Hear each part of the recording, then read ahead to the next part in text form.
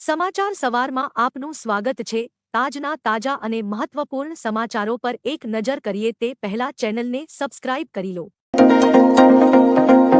આગામી 5 દિવસ ગાજવીજ સાથે વરસાદની આગાહી। ગુજરાતમાં આગામી 5 દિવસ ગાજવીજ સાથે વરસાદ થવાની આગાહી કરવામાં આવી છે। હવામાન વિભાગની આગાહી પ્રમાણે સૌરાષ્ટ્ર અને કચ્છમાં હળવાથી મધ્યમ વરસાદ થશે। ઉત્તર, મધ્ય અને દક્ષિણ ગુજરાતમાં પણ મધ્યમ વરસાદ થશે। 30 થી 40 કિમી પ્રતિ કલાકની ઝડપે પવન ફૂંકાશે। માછીમારોને 5 દિવસ દરિયો નહીં ખેડવા સૂચના અપાઈ છે। રાજ્યમાં એક સાથે 3 વરસાદી સિસ્ટમ સક્રિય હોવાથી આગાહી કરાઈ છે। વરસાદના સમાચાર પર એક નજર। ગઈકાલે અનેક જિલ્લામાં વરસાદ પડ્યો છે। રાજ્યમાં સાર્વત્રિક વરસાદ યથાવત છે। ગઈકાલે 153 તાલુકાઓમાં વરસાદ નોંધાયો છે, જેમાં સૌથી વધુ આણંદના બોરસદમાં 4 ઇંચ વરસાદ ખાબક્યો હતો। પંચમહાલના ગોધરામાં 3.5 ઇંચ, કચ્છના ગાંધીધામમાં 2.3 ઇંચ, માંડવીમાં 2.2 ઇંચ વરસાદ નોંધાયો હતો, જ્યારે 12 તાલુકામાં 1 ઇંચથી વધુ વરસાદ નોંધાયો હતો। 4 દિવસના વિરામ બાદ બરવાળામાં વરસાદ। તાપી જિલ્લાના નિઝર તાલુકા માં ધોધમાર વરસાદ। દ્વારકાના દરિયાનું રૌદ્ર સ્વરૂપ। મોરબીમાં મેઘરાજાની ધમાકેદાર એન્ટ્રી। માંડવીનું નાગરેચા ગામ બેટમાં ફેરવાયું। 4 દિવસના વિરામ બાદ બરવાળામાં વરસાદ।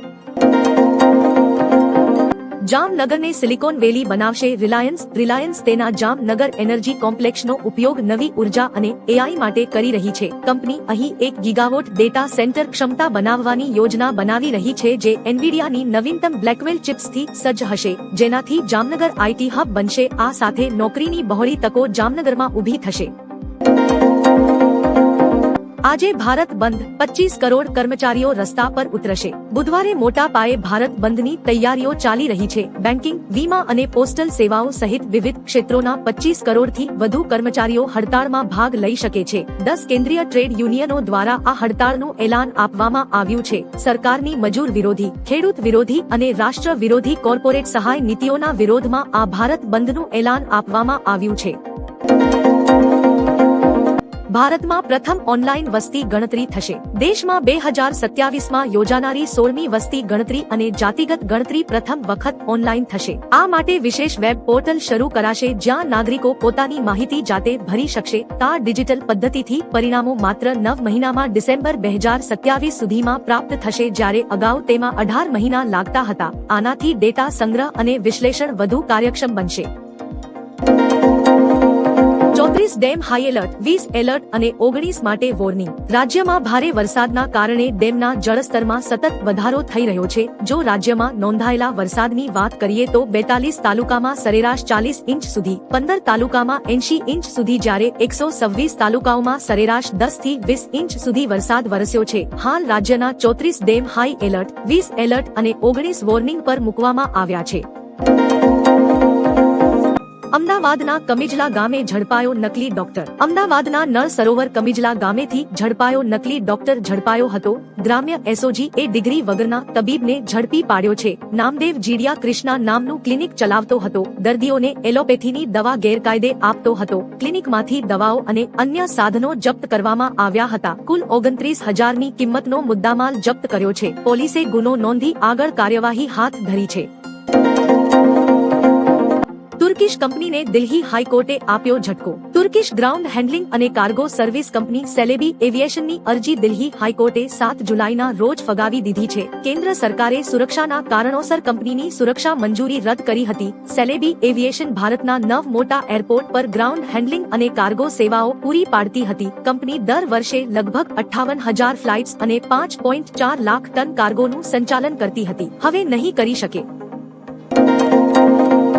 પીએમ મોદી બ્રાઝિલિયા પહોંચ્યા। શિવ તાંડવ સ્ત્રોતથી સ્વાગત। બ્રિક્સ સમિટ બાદ વડાપ્રધાન નરેન્દ્ર મોદી રિયોથી બ્રાઝિલની રાજધાની બ્રાઝિલિયા પહોંચ્યા। અહીં તેમનું શિવ તાંડવ સ્તોત્ર અને ભારતીય શાસ્ત્રીય નૃત્યથી ભવ્ય સ્વાગત કરાયું। પીએમ મોદી બ્રાઝિલના રાષ્ટ્રપતિ લુલા દા સિલ્વા સાથે વેપાર, સંરક્ષણ, ઉર્જા, અવકાશ, ટેકનોલોજી, કૃષિ અને આરોગ્ય સહિતના અનેક મુદ્દાઓ પર દ્વિપક્ષીય વાટાઘાટો કરશે। બ્રાઝિલ બાદ હવે તેઓ નામીબિયા જશે।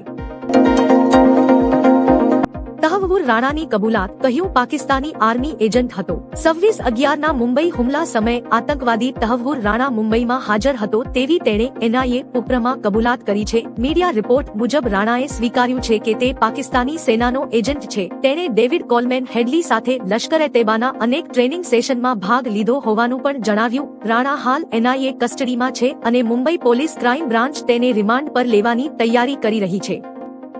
વરસાદના સમાચાર પર એક નજર। અરવલ્લીમાં એક જ રાતમાં 6.5 ઇંચ વરસાદ, ગોધરામાં ધોધમાર વરસાદથી જનજીવન અસ્તવ્યસ્ત, માંડવીમાં રૂકમાવતી નદી બે કાંઠે થઈ, બનાસકાંઠામાં વરસાદથી પાક બરબાદ, નવસારી જિલ્લામાં સરેરાશ 2.5 ઇંચ વરસાદ, ગાંધીધામમાં 2 કલાકમાં ધોધમાર 2 ઇંચ વરસાદ, ગુજરાતમાં મેઘરાજાની બેટિંગથી 29 ડેમ હાઈ એલર્ટ પર, અરવલ્લીમાં 2 કલાકમાં 4 ઇંચ વરસાદ, કચ્છના નખત્રાણામાં ભારે વરસાદ, ભાવનગરના શિહોરમાં ધોધમાર વરસાદ, લીંબડીનું કમાલપુર ગામ બેટમાં ફેરવાયું।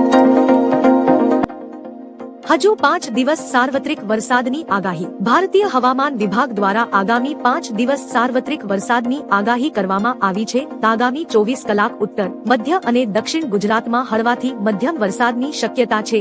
આ સાથે સૌરાષ્ટ્ર અને કચ્છમાં આગામી 2 દિવસ હળવાથી મધ્યમ વરસાદની સંભાવના વ્યક્ત કરવામાં આવી છે। ભારે વરસાદ બાદ આગાહી લોકો માટે રાહતના શ્વાસ સમાન છે। અંબાલાલ પટેલે 2 થી 10 ઇંચ સુધી વરસાદની આગાહી કરી છે।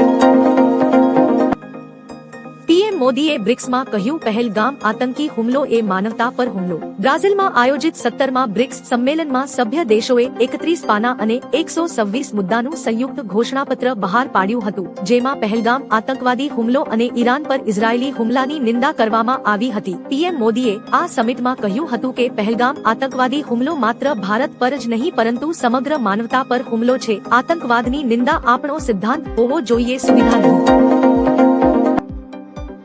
ગઈકાલે સાંજ સુધીમાં 115 તાલુકામાં વરસાદ। ચોમાસાની સીઝન વચ્ચે ગઈકાલે સાંજે 6 વાગ્યા સુધીમાં 115 તાલુકામાં વરસાદ પડ્યો છે। 31 ડેમ હાઈ એલર્ટ પર મુકાયા છે। બોરસદમાં સૌથી વધુ 3.5, ગોધરામાં 2.8, ભચાઉ, ગાંધીધામ અને માંડવીમાં 1.89, ખંભાળિયામાં 1.73, અંજાર અને નખત્રાણામાં 1 ઇંચ વરસાદ પડ્યો છે। રાજ્યમાં સિઝનનો કુલ સરેરાશ 47% વરસાદ વરસ્યો છે, જેમાં સૌથી વધુ દક્ષિણ ગુજરાતમાં 50.82% વરસાદ નોંધાયો છે।